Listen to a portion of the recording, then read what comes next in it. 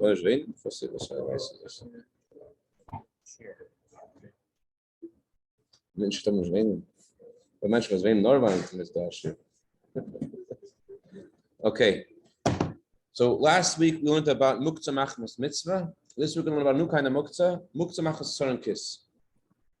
There's an argument between Reb Shimon and Reb Yehuda about something that you don't plan on using on Shabbos. You have no interest in using a certain item on Shabbos. So according to Reb Yehuda, if you have no interest in using a certain item on Shabbos, that makes a Muktza, and it's forbidden to touch that item on Shabbos. According to Reb Shimon, just because you decided you don't want to use it, just because you haven't thought of using it more accurately, that doesn't make a Muktza. So the example it's given is, let's say you have a store and you sell fruit in the store, and you're planning not to use that fruit because you're selling it in your store. But then your baby wakes up and wants an orange. You find, there's an orange in the store. So according to Rabbi Yehuda, you can't take the orange out of the store. According to Rabbi Shimon, you could. The Halacha follows Rabbi Shimon. Even though you didn't think of using it on Shabbos, it doesn't make it forbidden. That's the Halacha. But then there's something else, which not that you didn't think of using, but you deliberately decided you don't want to use. You deliberately decided you don't want to use something because if it will be used, the thing will get ruined.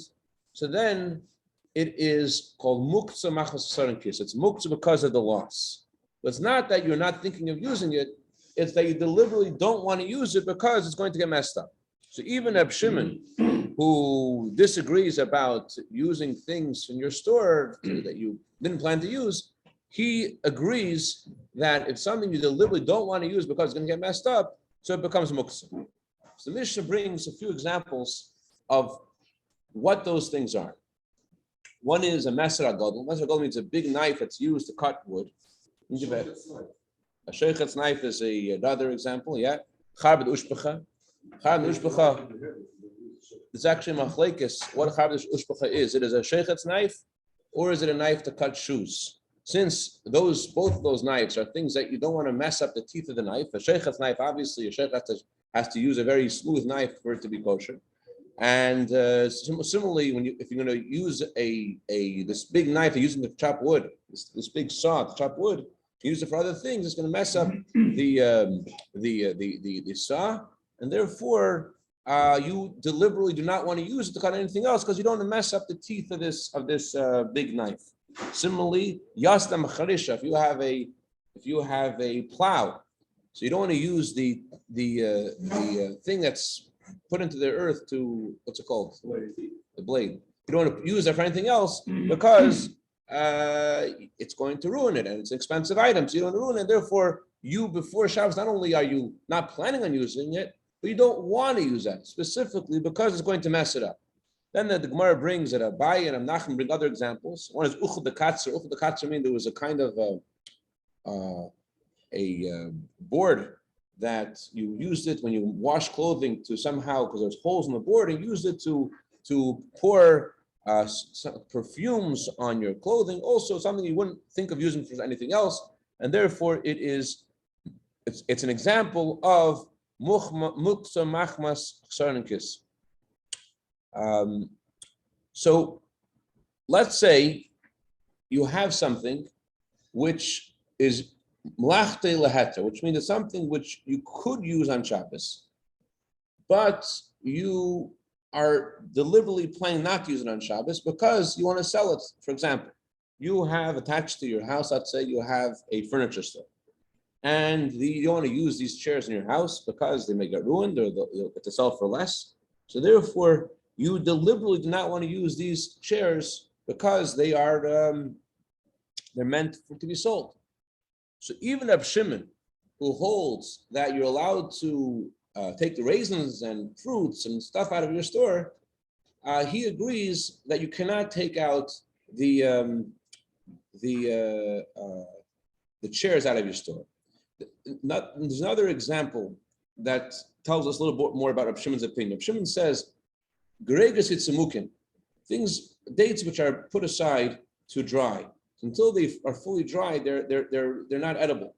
So those kinds of things are not only that you don't plan on using them, but you deliberately are planning not to use them. So similarly, this bench or this table, it's not that you don't plan on using it. You don't want to use it in your house because it's meant for merchandise. So even though it's malachta leheter, even though it's something which has a use on Shabbos, which is permissible, still it's considered muktza because you have no interest in using it. In fact, you're interested not to use it. Another example is something which is very, very expensive.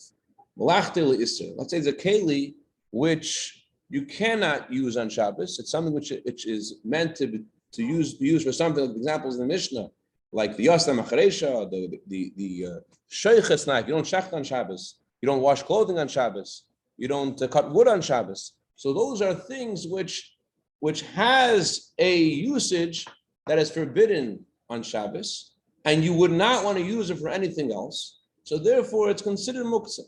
So malachta leheter, Hillel David, who explains often the words of the Alter Rebbe, he explains that the Alter Rebbe's opinion is like this: if it's an item which has a usage which is permitted on Shabbos, but you deliberately don't want to use it, okay, that's Muktza Machmas Sankis. Or if it's an item which has a usage which is forbidden on Shabbos, like the Sheichet's knife, since you don't want to use it for anything else, and the only usage it could be used for is something forbidden on Shabbos, it's also Muktza Machmas Sankis. A klish malachta leheter, something which, like a table or a chair, which you deliberately don't want to use, that's Muktza Machmas Sankis because you don't want to use it. And even if it has a usage which you don't mind using it for its usage, but it's Shabbos, you can't use it for its usage, like a sheichet's knife, so that becomes muktza because you have no use for it on Shabbos at all. In fact, you plan not to use it. I know a Jew who had 3 knives in his house. He was a sefer, he was a moil, he was a sheichet, and all the knives together in the same compartment. And it sounds like, oh my gosh, imagine this guy mixes up his knives. Anyways, go ahead. Yes. It's only expensive knives, you don't mix them up. Okay. Okay, so a person. I know that. If I was a sheikh and a male and a sefer. Person is a shofet and his little baby got caught up in something, and they're like in danger, and he can take his shofet knife and cut them loose. Of course, it's a kind of sefashis. What's the question? Someone's life is in danger. You're allowed to break Shabbos. What's the question? And even his own, but I'm trying to think. It's a situation where he could use his own knife besides that. His own knife. He doesn't mind for some reason. Okay. So if before Shabbos you decided shchita is not for me, I know when I decided shchita wasn't for me. I went to visit the shlachtais in Australia, and it was really early in the morning, and there were these sheep brains that were pulsating on the conveyor belt. And this man said to me in an Australian accent, "Want some brains?" I knew at that moment I was never going to be a sheikhet. Anyways, so let's say you decided one day you're not going to be a sheikhet, and you decide before Shabbos that not on Shabbos you can't change the designation of something. But before Shabbos you decided I'm going to use this sheikhet's knife because I know my baby often gets stuck and whatever, so I'm going to use this in case it gets stuck. After you decide before Shabbos, it's no longer muktza at all. You use it for anything. Once it has one usage, which you want to use on Shabbos, it's not considered muktza at all. It's expensive, and that's why you don't use it for anything else. Because you wouldn't use the kachala because it's expensive. Therefore, you want to use it for anything else. Yeah. What if you want to use it as like a paperweight, like you do for Lachtel Israel, you have a sheichet's knife, yeah, and you want to use a sheichet's knife as a paperweight, and you want to move it because you're using a shinui. So you're saying because you're using a shinui, therefore it should be miscible. So the world of shinui is a very mishunadika world. It's the world of moving things through a change. It's a subject in itself. Mr. Hashem will get to shinui another day. It's a whole subject in itself. When a shinui works, shinui doesn't work. Shorter answer is don't. No, because a shinui is very hard. There's different kinds of shinui. There's shinui using the back of your hand, shinui using your elbows. So if it's a perfect shinui, is there room? If you shinui, like let's assume we figured out the shinui situation. Okay. The Alter Rebbe in one place says you're allowed to move a candle with the back of your hands, and then other places he completely says you're not allowed to. I'm saying it's not a simple world. So the classic example of a shinui, which is mutter, is if you have a money pouch, you're carrying a money pouch in your clothing, and it's not. or you have straw and you want to flatten out the straw while you're sleeping. So the straw is muktzah, but you are sleeping there, so you're moving it with your body. So your body is a good shinoi. So how are you going to move the paperweight with your body over there? I mean, not with your hand, down the back of your hand, not with your elbows, with the body. Your body, you're going to move the paperweight. You're going to move the knife. Think conceptually. We'll have a shir. We'll have a shir about it. We'll have a shir about it. If there's a shinui on a Shabbos knife, you wouldn't be able to do it unless you could be absolutely sure you're not going to damage it. But I will say this: if the shinoi was moving a muktza with your body, it doesn't matter why you're moving it; it's permissible, as long as you're moving it. And with a shinoi, what shinoi work and how they work. If it was a shinoi, does not need to have a appropriate reason. In other words, gufei makayme, to move something which is not completely muktza for the sake of its space, or for using the thing itself. If it's not completely muktzah, if it's like a klish machtal iser, let's say a something which is like a pair of tefillin, has the same category as a klish machtal iser, because you're not supposed to, you don't wear tefillin on Shabbos. So if I have my tefillin tomorrow night over here, as I often do, I'm allowed to move the tefillin off of here because I need the space. Without a shina. But if it was a sheichet's knife, so then it would get complicated. Will I use my elbow? Would I make sure no one's looking? I'm sorry. I have one question that I've always had. Like, flower pot on the table. So if you're allowed to move flowers gently. You're not supposed to move them in a way that will affect the pull them out of the water or whatever. Move flowers gently. But flower pot, flower pot. Flowers on it. Can I move it off the table? There's a flower pot is not a simple discussion. A flower pot is different than a plant. A plant. A vase with flowers. A vase with flowers. You let move it. Let move it gently. Okay. A potted plant is not the same kind of thing. It's even a question about just to open our minds a little bit to the incredibleness of halacha. There's a certain discussion about taking a plant that's on a wooden floor and you're lifting it off the ground. If that's detaching something from the ground, if it's a wooden floor and the pot is on the ground and the pot is made out of wood or whatever or earthenware, it's not so kosher. It's a whole class in itself about what the laws of cutting are from the ground and a potted plant lifting up. Okay, let's move on. So it's just amazing this stuff. Okay, next to Purim. What about if you have a knife for circumcision? We just said a second ago that as long as you have a planned usage for something, right, it makes it not muktza. So if you have you're a moil, and you have a knife, you're going to circumcise a baby tomorrow. So you have a usage for something, you have usage for this knife to circumcise the baby. Does the knife become muktzah or not? It's a knife you wouldn't use for anything else. Asked by Kreiman, actually. Rabbi Kreiman says that he throws them all out. He doesn't recycle his knives. But so he doesn't have an issue. But if you had a special knife that you use as a moil, this was your knife you wanted to use, so does it become muktzah? So the Alter Rebbe says, yes, a moil's knife is muktzah. Why is it muktzah? How are you using it on Shabbos? You can't take it to the place where he's going to circumcise. He has to be there before Shabbos. Well, carrying Shusarabim to do a meal. Let's say the meal, the knife is there.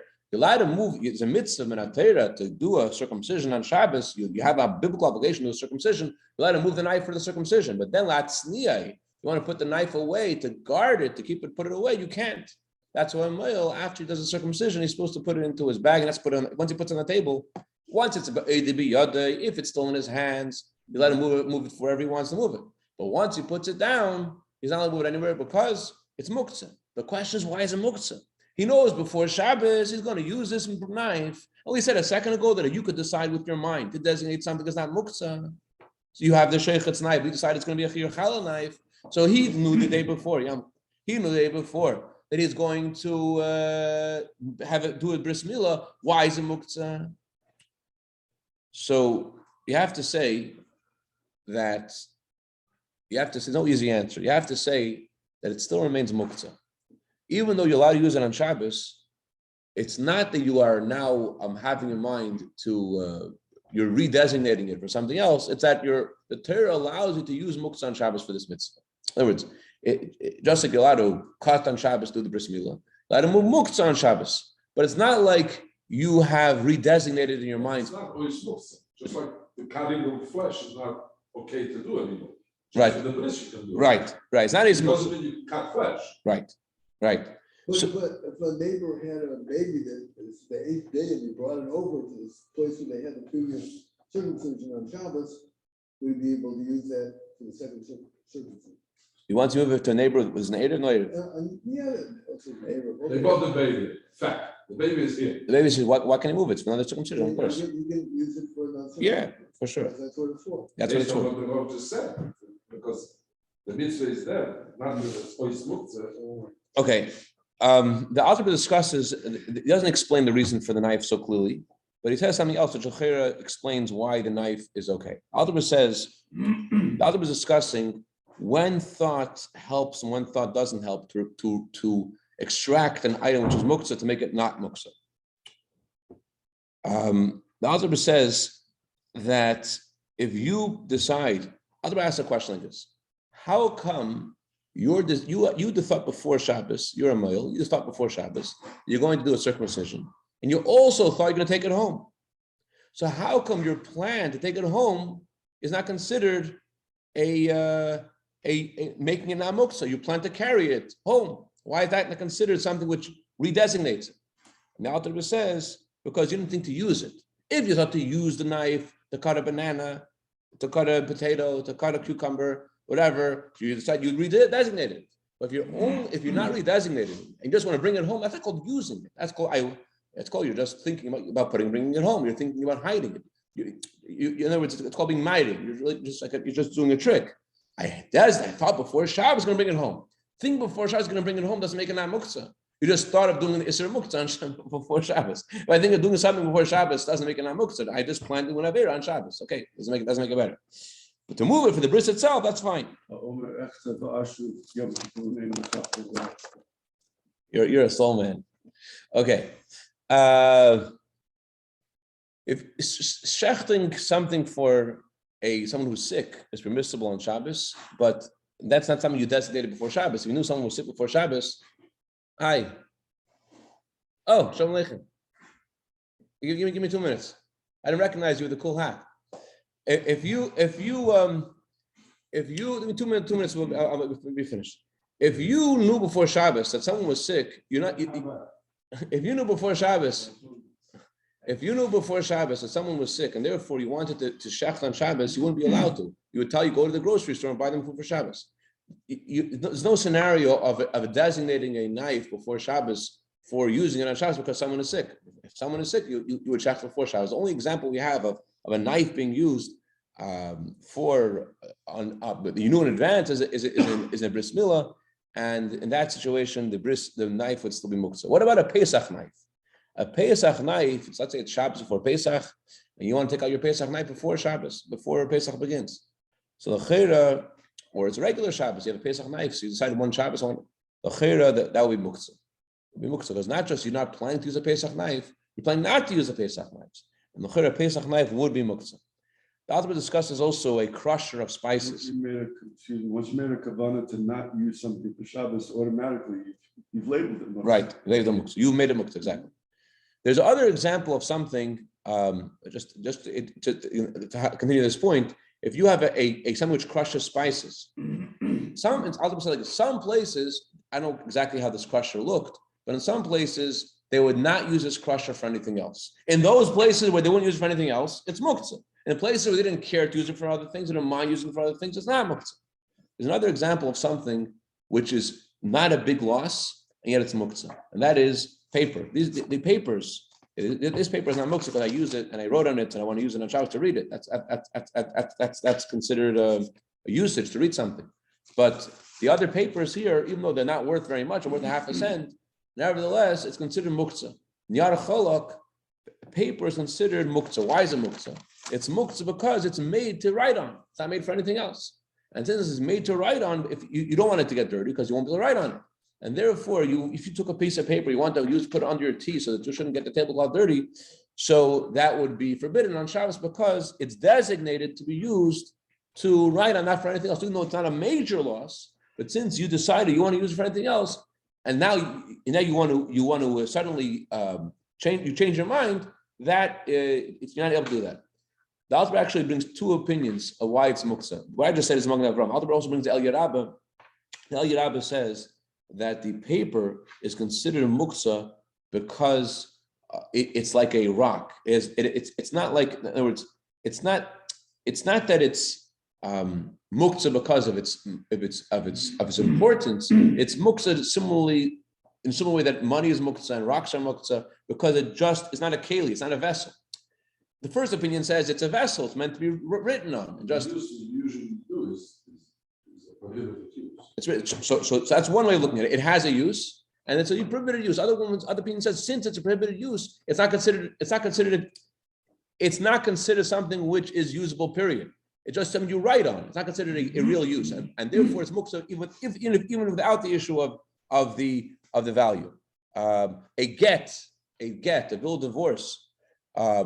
Alter says that it's muktzah before what you have to.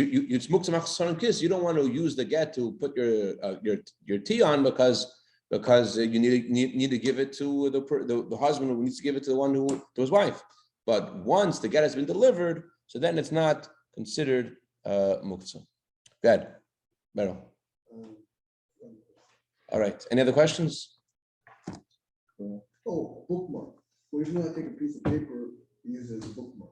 If you designate before Shabbos, yeah. That's the only way you can take a piece of paper on Shabbos. Before Shabbos, once Shabbos comes in, you can't redesignate it. If you designate before Shabbos, this piece of paper is going to be a bookmark. It's fine.